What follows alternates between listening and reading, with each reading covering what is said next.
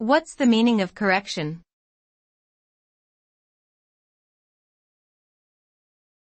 Correction.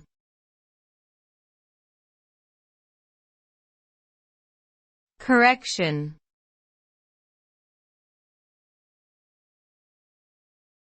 Correction.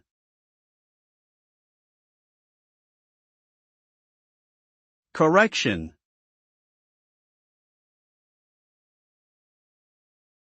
Correction refers to the act of identifying and rectifying errors or mistakes made in a given situation.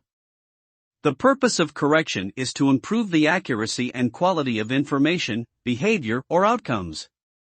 This process involves evaluating the mistake, determining the root cause, and implementing corrective measures to prevent similar errors from occurring in the future.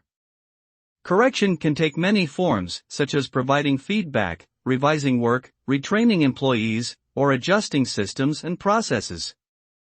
Ultimately, the goal of correction is to ensure that mistakes are corrected and prevented, leading to improved performance and results.